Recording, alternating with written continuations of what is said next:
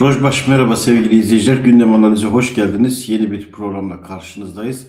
Hafta sonu ve İran'daki savaş 8. gününe giriyor. Çok şiddetli saldırılar var, karşılıklı saldırılar var. Ve bu saldırıları anlamlandırınca, yorumlayınca herkes kendisine göre sonuçlar çıkartıyor. İran, ABD'nin üslerinin bulunduğu körfez ülkeleri vurmaya devam ediyor. Savaşın ana merkezlerinden bir tanesi İran ve hemen Doğu Kürdistan ve Başarı Kürdistan'da savaşın şiddetli alanlarından, mekanlardan bir tanesi. Aynı zamanda Lübnan'da da önemli bir cephe oluştu diyebiliriz. Peki gündemde neler var? 8. günde öne çıkan haberler neler? Kim nasıl yorumluyor? Hemen o başlıklara bir bakalım. İran, Rojlat Kürdistan'ı, Hevleri ve Süleymaniye'yi hedef almaya devam ediyor. Kare harekatının Rojlat'tan başlayacağı konusunda beklentiler yüksekti. Hala da yüksek. Trump'ın bu konuyla ilgili son açıklamaları var. İran Hevler Havaalanı'nı ve Süleymaniye'ye dronlarla saldırılar düzenledi. Dün gece geç saatlerde sabaha doğru bu saldırılar şiddetlendi. Lübnan'da da İsrail'in indirme hareketi var ve çatışmanın adeta yeni bir cephesi olarak Lübnan öne çıkıyor.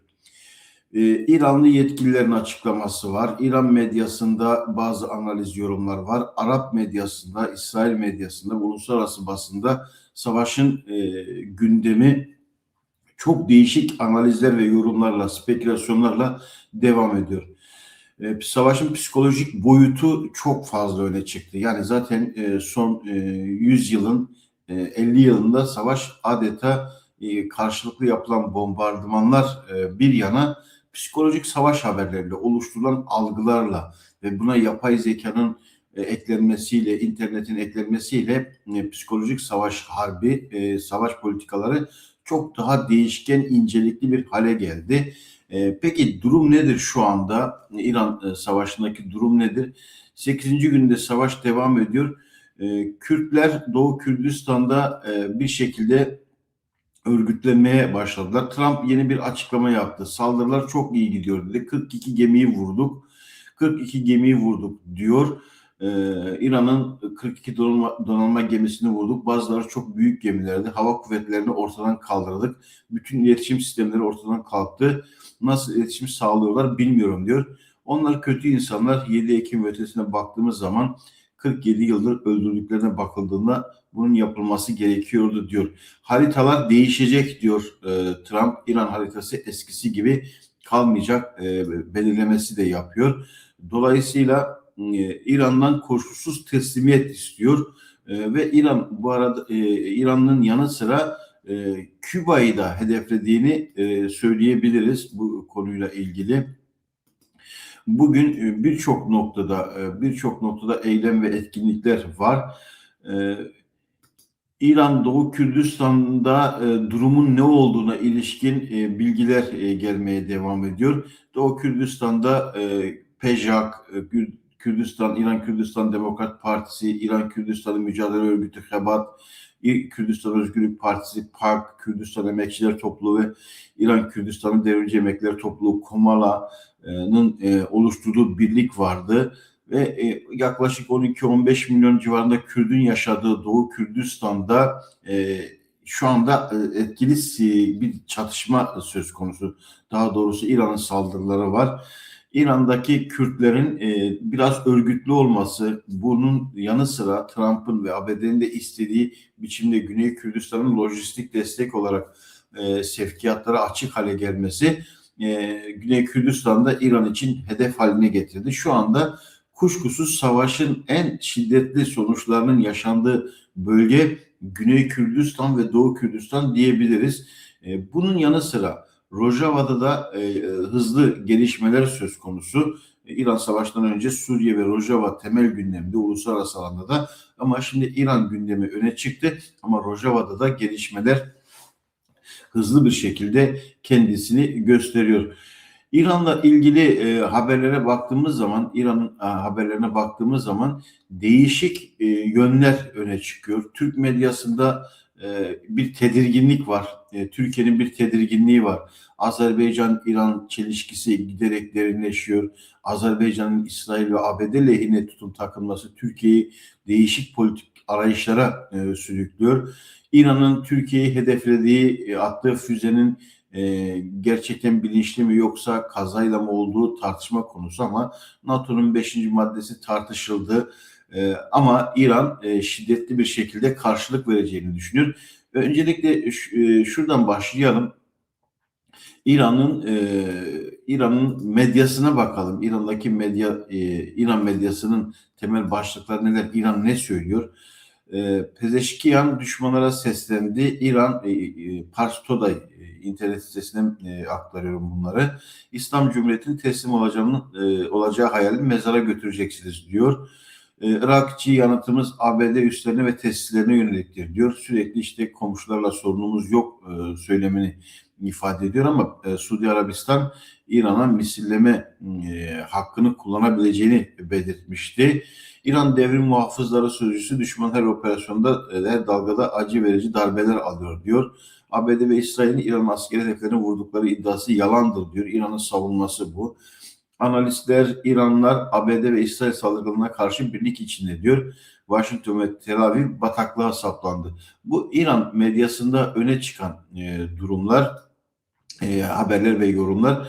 Ama İran'la ilgili gelişmelerin başka kaynaklardaki, örneğin Arap basınındaki kaynaklara baktığımız zaman Arap basınında yer alan haberler İran'ın söylediklerinin biraz daha dışında haberler, onu da belirtebiliriz.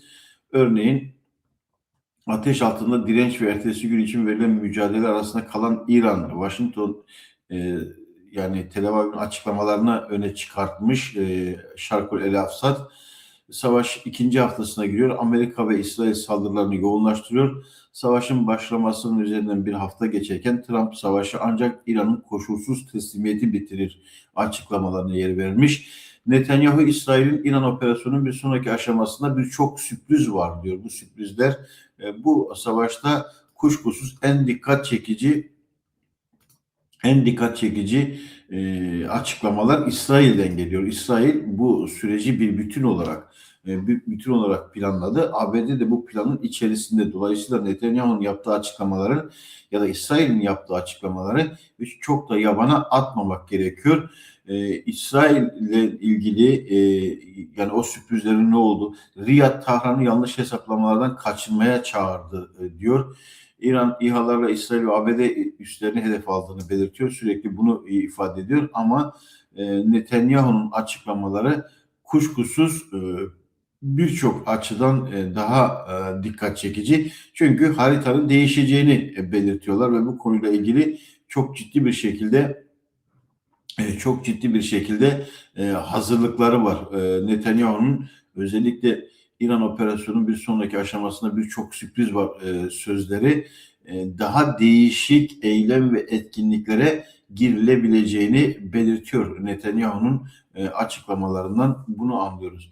Bunun dışında İsrail'in Güney Lübnan'a düzenlediği hava saldırısı var ve Lübnan'da savaşın şiddeti çok hızlı ve yakıcı bir şekilde kendisini gösteriyor.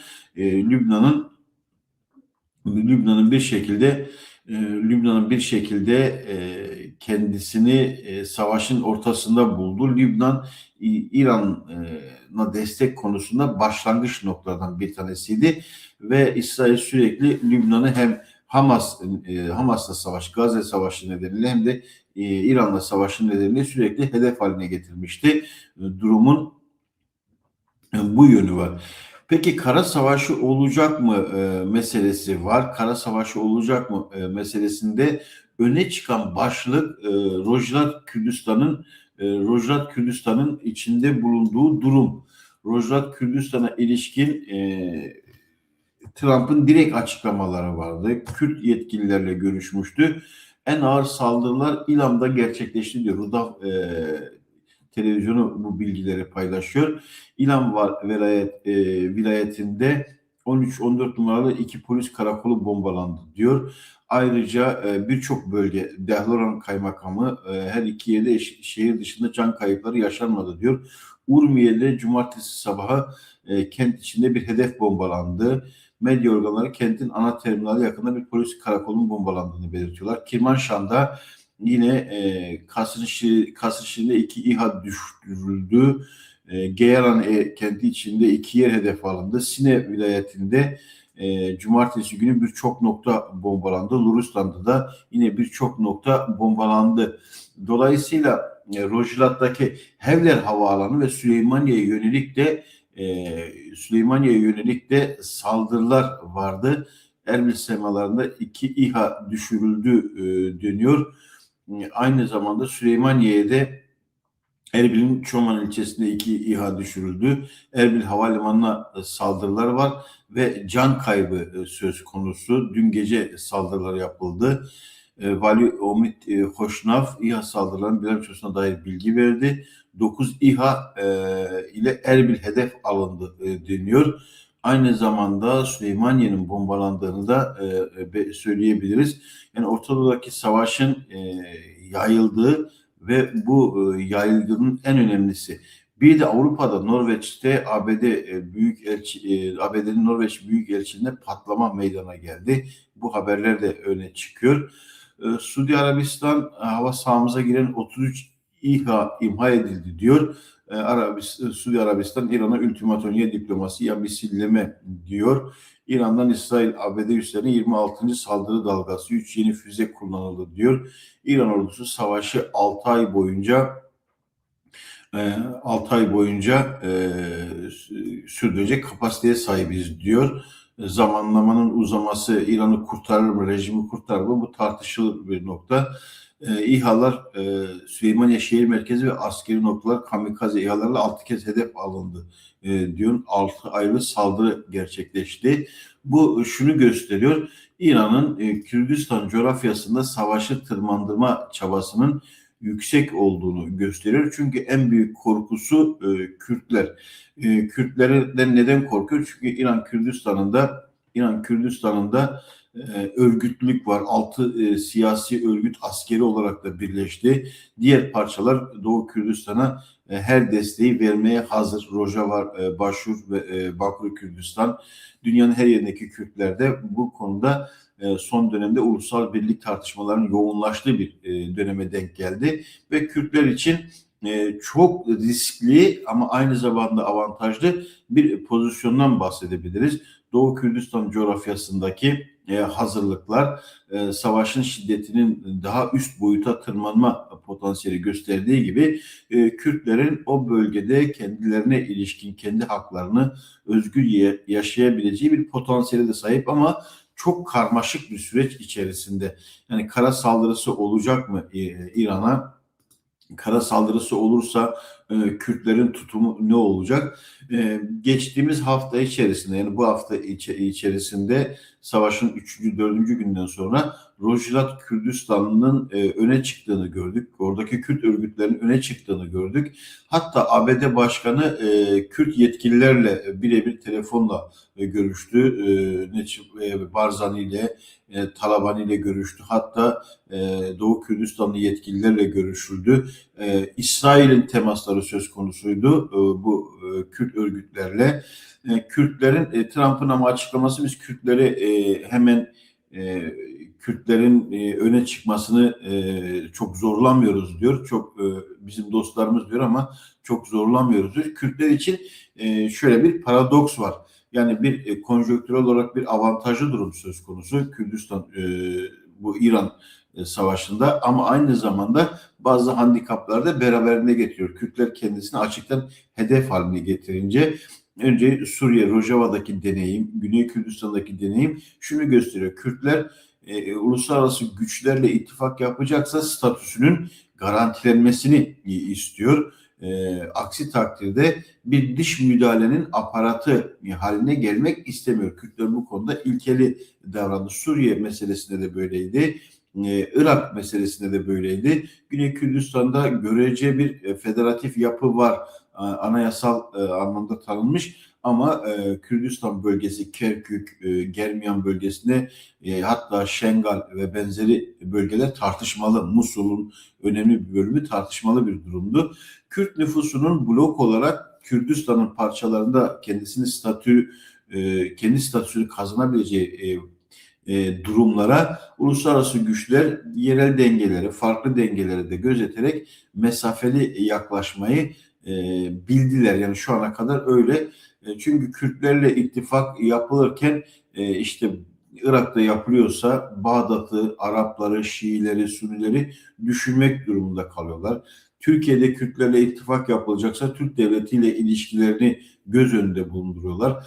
İran'daki meselede bu, Suriye'de de bu ve Rojava ve Suriye meselesinde aslında Kürtler uluslararası güçlerle hangi koşullarda nasıl ittifak yapacağının önemli tecrübelerini yaşadılar. Yani IŞİD'e karşı savaşta stratejik ittifak birden Şam yönetiminin tanınmasıyla taktik ittifaka hatta gözden çıkarılmaya kadar gidebilecek bir potansiyel taşıyordu. Kuşkusuz burada Kürtlerin öz gücü ve örgütlülüğü belirleyici. Bu durumda da Kürtler de bunlardan büyük bir tecrübe çıkardı. Bir Kürt aklından bahsedebiliriz ama Kürtlerin en büyük handikapı bu sürece ulusal birlik politikalarını sistemleştirmeden girmeleri. Yani parçalı bir durumları söz konusu. Her ne kadar Doğu Kürdistan'da 6 Kürt örgütü bir araya geldiyse ve bunlara destek açıklamaları olduysa ama Kürtlerin parçalılığı var. Rojava, Başur, Bakur ve Rojhilat ekseninde düşündüğümüz zaman bu birlik daha üst aşamaya geçebilmeliydi. Yani KDP, YNK, KCK, PYD bu organizasyon içerisinde diğer Kürt örgütleri de ortak bir tutum, bir ulusal kongre, bir demokratik Kürt birliğinin içerisinde olmalıydı ki hem pazarlık yaparken diplomaside, siyasette ve askeri alanda daha bütünlüklü bir tutum içerisine girebilsinler. Peki İran'a kara saldırısı hala ihtimal dahilinde. Netanyahu sürprizlerin olduğunu belirtiyor. Bu konuyla ilgili bir nokta daha var. Türkiye çok tedirgin. Türkiye'nin tedirgin olduğu nokta ise bu haritaların artık uluslararası basında üzerine tartışılır bir noktaya gelmesi. Bu haritalar ne? Kürdistan haritası, CNN'de, uluslararası televizyonlarda ve siyasetin gündeminde, güç merkezlerinin gündeminde artık bu harita daha görünür bir şekilde konuşulmaya başlandı. Türkiye'nin tedirgin olduğu durum işte Kürdistan coğrafyasının, Kürdistan haritasının, Kürdistan gerçekliğinin uluslararası alanda tanınması korkusu. Dolayısıyla bir televizyon kanalında, batılı bir televizyon kanalında bir Kürdistan haritası görüldüğünde, uzmanlar bunun üzerine yorum yapıldığında Türkiye'nin bölünme korkusu hemen en üst aşamaya çıkıyor ve bunun üzerine tartışmalar var. Mesela Türkiye'deki tartışmalara baktığımız zaman İran'a yapılan müdahalede temel noktayı Kürtlerin durumu belirliyor. Yani Türkiye'nin İran Savaşı'na yaklaşımı ABD ve İsrail'in politikaları üzerine değil ya da İran rejiminin politikaları üzerine değil. Kürtlerin oradaki kazanımlarının ya da kayıplarının ne olacağı üzerine hesap yapıyor. Yani Türkiye Kürtleri hesap ettiği kadar Azerileri ya da İran'daki Türklerin bulunduğu bölgeleri düşünmüyor, tartışmıyor. Sadece Kürtler ulusalcısından solcusuna, milliyetçisinden liberaline kadar statükocu bazı kesimleri tenzih ederek belirtmek gerekir. Sürekli bir Kürt korkusu ve kaygısı var. Peki bu Kürt korkusu ve kaygısı Türkiye'nin tedirginliği çok başat bir nokta mıdır? Bu da Türk devletinin aslında bu çözüm sürecine yaklaşımını da önemli ölçüde belirleyen bir durum. Neden? Çünkü Kürdistan'daki gerçekliği çok daha farklı bir pozisyonda ele alıyor. Kürdistan haritasının görünür olması Türkiye'nin kaygılarını, korkularını öyle bir noktaya çıkartıyor ki Türkiye şuurunu kaybedecek politikaları peşinde koşuyor. Ama Öcalan'ın ortaya koyduğu bir perspektif vardı, bir çözüm projesi vardı. O proje aslında şekillense, doğru bir noktada şekillenmiş olsaydı belki şu anda Türkiye bu noktaları çok tartışacak bir duruma gelmezdi. Yani Türkiye'nin korkuları, Kürt korkusu e, beraberinde şunu getiriyor.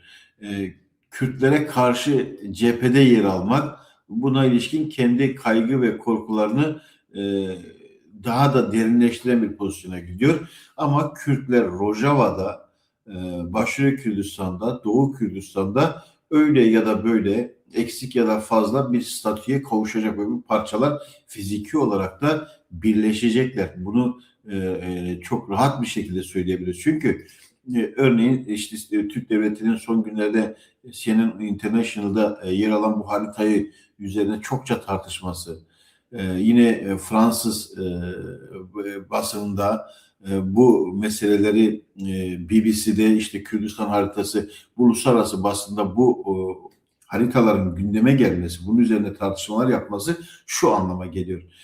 Kürtler stratejik olarak bölgede, Orta Doğu'da hem aktör hem faktör. Aktör şöyle, Kürtler belirleyici bir durumda, belirleyici bir dinamik. İran'a müdahalede de, Suriye'ye müdahalede de, Irak'a müdahalede de ve olası Türkiye'ye müdahalede de bir güç, aktif bir, yani Orta Doğu'nun güç dengeleri şekillenirse, yeni hegemonik güçler olursa, bölgesel ve küresel ya da Orta Doğu'da nüfuzlu, etkili, askeri, siyasi güçler olursa, kim olursa olsun, ister İsrail, ABD ekseni, ister İran, Hizbullah ekseni, ister Sunni Arap ekseninde ya da Sunni Türk Şii ekseninde olsun, hangi eksende olursa olsun bu güçler Kürtleri hesaba katmak durumunda. Yani Kürtlerin gücünü hesaba katmak durumunda.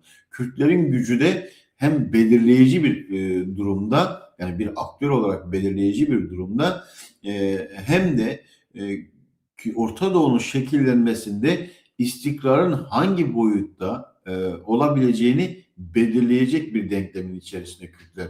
Yani o nedenle hem aktör hem faktör diyoruz. Bu son birkaç yıl içerisinde, son 10 yıl içerisinde daha belirgin bir şekilde kendisini gösterdi. IŞİD'e karşı mücadelede, Saddam'a karşı mücadelede, Esad'a karşı mücadelede ve Orta Doğu'daki güç dengeleri, statükoların farklılaşması sürecinde Kürtler doğru bir pozisyon aldılar ve o aldıkları doğru pozisyon sonrasında da Kürtlerin kendi politikaları çok daha değişik bir evreye geldi. Yani Kürtler artık kendi aralarında parçalı değil. Kürtler daha bütünlüklü bir şekilde tartışılıyor. Örneğin uluslararası medya kanallarının ve birçok ülkenin Kürdistan haritasını tüm tarihi sınırlarıyla hiçbir eksiklik olmadan sergilemesi bir tesadüf değildir. İsrailli hesaplar bunu yapıyor. Birçoğunuz diyecek ki işte bu İsrail'in politikası, bu İsrail'den bağımsız olarak Kürtlerin kendi mücadelesiyle ortaya çıkardığı bir potansiyeldi. Örneğin Afrin'de dönüşlerin olacağı belirtiliyor. Rojava'daki gelişmelere baktığımız zaman birçok şeyin gözden kaçmaması gerekiyor. Çünkü Rojava'da da yakın zamanda çokça tartışılmıştı. Rojava gündemde olduğu süreç içerisinde şöyle bir tartışma vardı. Rojava'daki işte IŞİD'le mücadele bitti, Kürtler satıldı ve benzeri bir noktaya, ama dikkat edin, Serekani ve Afrin'de değişik bir durum yaşanıyor. Afrin'e dönüşleri başlayacak. Kürt siyasi askeri asayiş güçlerinin konumlanması söz konusu, Kobani'deki kuşatmanın kaldırılması ve benzeri, bu konuyla ilgili birçok mesele vardı. Rojava gündeminde hani İran çok öne çıktığı için bu meseleyi biraz arka planda takip ediyoruz, ama Rojava'nın kendi içerisinde hızlı gelişmeler, hem diplomasi hem Şam'la ilişkiler konusunda İran meselesi de gündeme geldiğinde Kürtler bir bütün olarak sürece dahil oldukları için herkes Kürtlerin kazanımlarının artık garantili bir şekilde dönüşmesini istiyor. Bunu da yakın zamanda göreceğiz. Yani Rojava'daki statü daha hızlı bir şekilde şekillenecek ve uluslararası basında bu Kürdistan haritasının bütün yönleriyle, tarihsel ve güncel yönleriyle açığa çıkması, Kürt siyasi örgütlerinin temsilcilerinin her aşamada gündeme getirilmesi, bunun üzerine birçok tartışma inşa edilmesi beraberinde şunu getiriyor. Kürtler Orta Doğu'da aktör ve İran'a müdahale sürecinde Kürtlerin izlediği çok temel bir politika var. Yani başkasının dış müdahalenin doğrudan aparatı haline gelmek ya da dolaylı aparatı haline gelmek Kürtlerin gündeminde değil. Ama Kürtler bu konjonktürü kendi özgürlükleri ve birlikte yaşadıkları halklar için en iyi şekilde değerlendirmek istiyorlar. Dolayısıyla kendi özgürlüklerini de göz önünde bulundurup riskler nelerdir, avantajlar nelerdir, buna ilişkin neler yapılmalı şeklinde sorularla bir Kürt aklı oluşuyor. Ama dikkat ederseniz Süleymaniye ve Hevler'e saldırı şunu gösteriyor. Aslında Kürt Özgürlük Hareketi'nin son 50 yıldır ortaya koyduğu bir kavram vardı. Milliyetçi soytarılar, bazıları kendilerine Kürt milliyetçisi diye soytarılar işte bu kavramları tartışmaya çalışmıştı. Düşünün işte Doğu Kürdistan'da bir savaş durumu var ve Hevler ve Süleymaniye bombalanıyor. Rojava'da bir gelişme ya da Kuzey Kürdistan'da bir gelişme oluyordu. Gerilla ile Türk ordusu arasında bir gelişme oluyordu. Türk ordusu Rojava'yı bombalıyordu. Kürdistan gerçekliğinde parça bütün diyalektiği. Yani hangi parça bir adım atarsa diğer parçaları nasıl etkileyecek? Kürdistan'ın diğer parçalarını. Yani Kürdistan'ın birliği ya da Kürdistan'ın siyasal, askeri, örgütsel birliğinden bahsediyoruz ama devletlerin gerçekliği, uluslararası durum, bölge konjonktürü, bu güç dengeleri kendi arasında şunu kabul etmeden Kürtlerin garantisi yok. Yani bölge güçlerine ya da uluslararası güçlere Kürtler kendi statülerini kabul ettirmek durumunda. Aksi takdirde bir parçadaki gelişmeyi diğer parçalardaki sömürgeci ve egemen devletler ya da onların ilişkide bulunduğu bölgesel ve küresel güçler istikrarsız kılabiliyor. Düşünün Doğu Kürdistan'da savaşın merkezi İran'a müdahalede Doğu Kürdistan'a kaydı. Ama Doğu Kürdistan'daki gelişmeleri sınırlandırmak için Süleymaniye ve Hevler'e yoğun bir saldırı başlatılıyor. Bu ne anlama geliyor? Yani siz Doğu Kürdistan'da hak iddia ederseniz biz sizin en istikrarlı gördüğünüz statü sahibi olmuş normal işte Güney Kürdistan'ı istikrarsız hale getiririz. Bu Kuzey Kürdistan için de geçerli. Dolayısıyla hani buradan geri adım atmak gerekiyor mu Doğu Kürdistan'ın özgürlüğünden? Hayır. Bütünlüklü düşünmek, doğru düşünmek ve doğru sonuca götürmek gerekiyor. Dolayısıyla Kürtlerin birlikte birincil olarak, taktik ya da stratejik olarak, birincil olarak birlikte yaşadığı halklarla çatışmaya girmeden ama rejimlerle kavgası var Kürtlerin. Çünkü statükocu rejimler, inkarcı rejimler ve Kürt gerçekliğini kabul ettirmeyen durumdalar. Dolayısıyla bu durumun altını çizmekte fayda var. Güncel gelişmeler bazı ideolojik ve teorik tartışmaların aslında sağlaması durumunda. Kürt milliyetçileri kendisine öleyim diyenlerin de bu gerçekliği bilerek hareket etmesi gerekiyor. Bu Kürt milliyetçiliği adı altında pespaya bir dil kullanan ve sürekli özel savaşın aparat haline gelmiş kesimleri kastetmiyorum. Bak düşünün, bakın Türk devletinin medyasına baktığımız zaman, Türk devletinin medyasına baktığımız zaman, gazete manşetlerine baktığımız zaman biz öne çıkan gelişmeleri Türk devletinin işte şu anda Türklerin en büyük korkusu İran'a bir şey olursa işte mesela Lübnan'daki meseleyi dert ediyorlar. Bütün hepsinin odak noktasında Kürtlerin bu süreçte kazanmaması üzerine kurulu bir dil oluşturuluyor. Türk devletinin televizyon kanalları işte CNN'inden, Habertürk'ünden, AKP'li basından, CHP'li basına herkes Kürtlerin kazanmaması üzerine bir politika yapıyor. Yani İran'a müdahale rejim değişecek mi, başka bir şey olacak mı tartışması değil. Daha çok Kürtler kazanmasın üzerine, Kürtler herhangi bir noktada kendi statülerini garanti altına almasınlar endişesini, korkularını milliyetçilik cephesiyle Kürtleri bloke etmeye çalışıyorlar. Ama durum değişti, fotoğraf değişti. Yani bugün dünya medyasında, dünya medyasında bu Kürdistan haritası bu şekilde formüle ediliyorsa ve İran'daki gelişmeler isterse Türk mesela Suriye'de bir statü ortaya çıktı. De facto kabul edilsin edilmesin. Uluslararası alanda kabul edilmiş bir statünün resmi ortaya çıktı. Bir fotoğrafı ortaya çıktı. Irak'ta Güney Kürdistan Federe yapısı zaten var. Doğu Kürdistan'da ve Kuzey Kürdistan'da da doğal olarak en büyük parçada da bu ortaya çıkacak. Bunun beraberinde getirebileceği en önemli şey bu devletlerin yani İran'ın, Irak'ın, Suriye'nin ve Türkiye'nin artık eskisi gibi olamayacağı. Şimdi Irak birinci sıradaydı, Suriye ikinci sırada biraz uzun sürdü. İran üçüncü sırada belki biraz sürer ama Türkiye'de sıra gelecek çünkü uluslararası güçler Türkiye gibi bölge politikalarında gericilikle uluslararası güçlerin çıkarları arasında denge oluşturmaya çalışan ama sürekli bu çelişkiyle kendisini sorun hale getiren bir durum söz konusu. Önceden hatırlarsınız 1980'li 90'lı yıllara kadar Türkiye'nin jeostratejik konumu Avrupa ile Doğu arasında köprü olduğu, Avrupa'nın işte NATO'nun en büyük ordusu olduğu, işte laik demokrat bir çizgi vardı. Daha sonra ılımlı İslam, liberal İslam'la AKP çizgisi çok farklılaştı. Ama Kürtlerin durumu ortaya çıkınca jeostratejik pozisyonu Türkiye'nin değişti. Kürtlerin örgütlü yapısı, örgütlü mücadelesi, Türkiye'nin öyle işte NATO'nun en önemli üyesi olması, Doğu Batı arasındaki denge siyaseti, Soğuk Savaş döneminde sosyalist çizgiyle kapitalist çizgi arasındaki denge aşaması bu Türkiye sonuç vermiyor. Belki bir süre kendisini idare ettirebilir, sürdürebilir ama Türkiye'yi daha fazla kendisini sürdüremeyecek boyutlara getirdi. Bunu rahat bir şekilde söyleyebiliriz.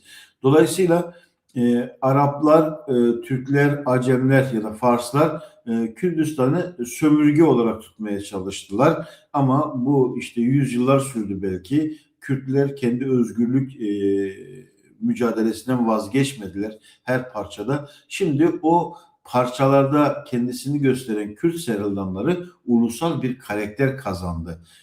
Yani Simko isyanından belki Kuzey Kürdistan'daki Koçgiri'nin haberi yok ya da Koçgiri isyanından Doğu Kürdistan'ın haberi yoktu. Ya da işte Şeyh Übeydillah isyanı ya da değişik parçalarda aşiret liderliklerinde ya da işte daha modern sınıf ve sosyal özellikler öne çıkan örgütler, siyasal örgütler tarafından parçalıydı. Ama PKK ile birlikte kabul edelim Kürt özgürlük mücadelesi ulusal karakter bazında tartışılmaya başlandı ve artık parça ve bütün diyalektiği daha hızlı bir şekilde kendisini görünür kılıyor. Bu da bize şunu gösteriyor. İran'a yapılan bu müdahale, dış güçlerin yaptığı bu müdahale İran'ın içerisinde bir farklı değişim dinamiği yaratıyor. Ama şunun altını çizmekte fayda var. Kürt-Fars ilişkisi, Kürt-Türk ilişkisi gibi değil. Yani Türklerin işte ama Anti-Kürt ittifakında Türkiye ile ortaklaştığı çok dönemler oldu.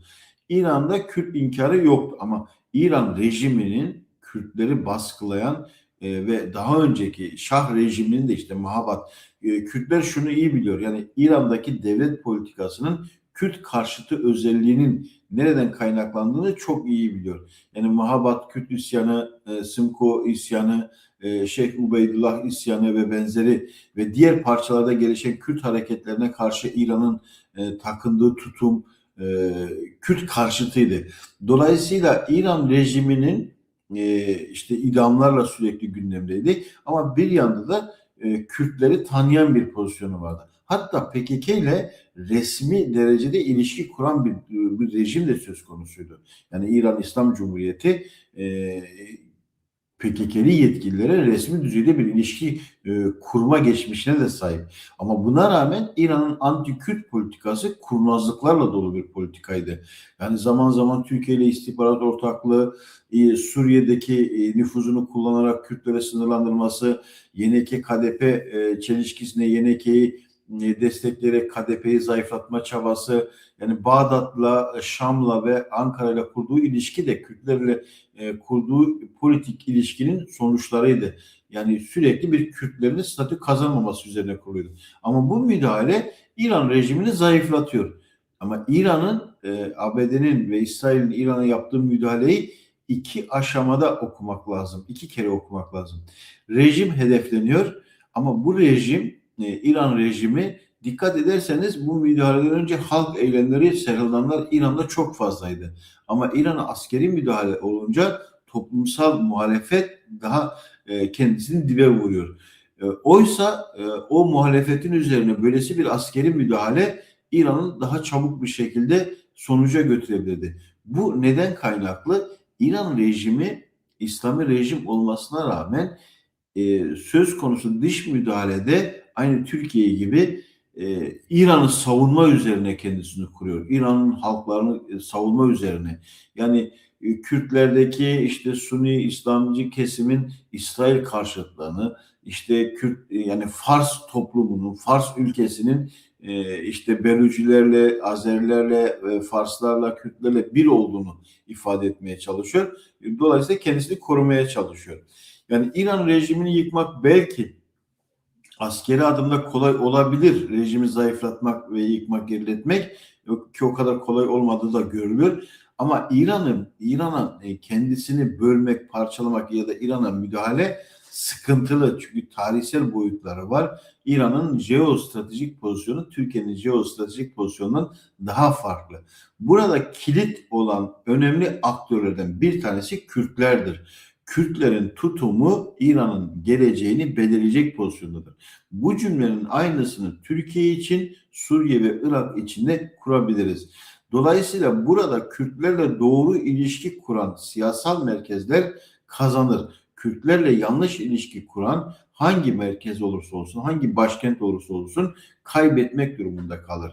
Dolayısıyla Kürtlerin Doğu Kürdistan'da ve Orta Doğu'da aktör ve faktör olduğunu, temel aktör, temel faktör olduğunu bilince çıkarmak durumunda kalacaklar. Çünkü Rojava'da da biz bunu gördük. Diğer parçalardaki gelişmelerde de bunu görüyoruz. Muhtemelen önümüzdeki süreç bunun üzerine şekillenecek. Kürtler de bu gelişmeler üzerinden kendi statülerinin hangi yönde olacağını ve bir Kürdistan coğrafyası ve gerçekliğinin bir hangi statüyle sonuçlanacağını hesap ediyor. Onun politik taktik, askeri taktik ve stratejilerini ve ulusal birlik taktik ve stratejilerini ortaya koyuyorlar diyebiliriz. Bu arada şunu da belirtelim. Kürtler her alanda güncel olarak bu konuyu tartışıyor ve bunun sonuçları önümüzdeki günlerde daha açık bir şekilde ortaya çıkacak diyoruz. İzlediğiniz için çok teşekkür ederim. Tekrar birlikte olunca dek hoşça kalın.